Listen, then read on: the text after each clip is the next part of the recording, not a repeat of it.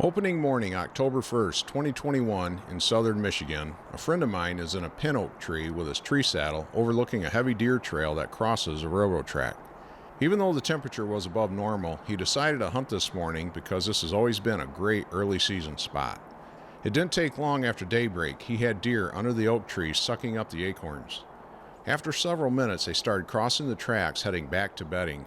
There was a tall 8, a wide 8, and some young bucks. Since last hunting season, some of his shooting lanes got smaller due to the summer growth, and he just wasn't able to get off a clear shot.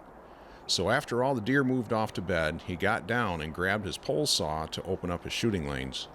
Later that afternoon, he returned to the big oak with his tree saddle to catch these bucks coming back across the tracks from bedding. With about a half hour of daylight left, he saw them coming down the same trail to the tracks. He got his camera moved into place for the shot.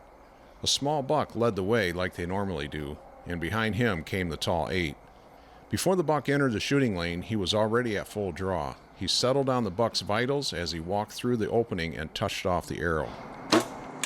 The first thing he saw was a spark from the 250 grain single bevel cutthroat broadhead hitting the stone on the railroad bed. He was sure it was a clean miss. Meanwhile, a smaller 8-point on the other side of the tracks just stood there wondering what just happened.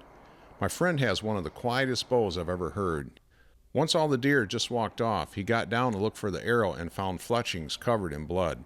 So now he's not sure what happened.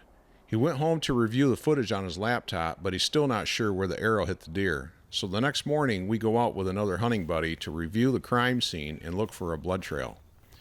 About 30 yards down the trail, we find some blood, and it's pretty consistent for about 80 yards. Then it peters out to where he lay down, but there wasn't much blood in the bed. And that's the last blood we found. No blood trail leaving the bed after searching with 3 guys for over an hour. So if we go back to the shot the night before, you'll notice that my buddy did not stop the buck with a bleat. He simply followed the buck with his top pin on the buck's vitals and touched off the trigger. I was really surprised he made a bad hit like that because at close range, he's always been a great shot out to 30. So while slowing the footage down to watch the arrow, we noticed it hit a bare branch. You can see the branch flicker at the sound of the bow going off.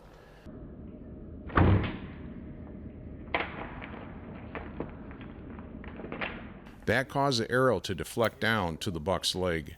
My buddy admitted he should have stopped him with a simple bleat. Because when you're trying to shoot a moving deer through a shooting lane, you run the risk of not seeing the back side of the shot window because you're focusing on keeping the pin on the vitals, and then you'll run out of room for the arrow to get through. Now, if the buck is already on high alert, then stopping him with the bleat can be risky, especially if it's a long shot over 30 yards.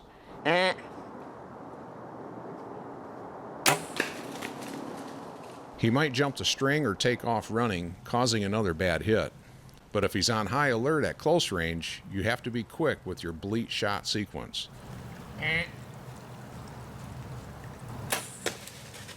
I find that's more common on public land as the season moves along and bucks become more pressured. But in this case, it was opening day and the bucks had no clue there were hunters in the woods yet, so a simple bleat would have done the trick. If you haven't tried it yet, just practice making a bleat at full draw while shooting at your archery targets.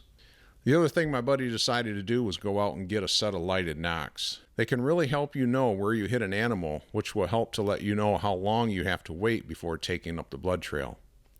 So good hunting out there this season. Give this video a thumbs up if you got anything out of it. Subscribe for more content coming up, and I'll see you on the next video.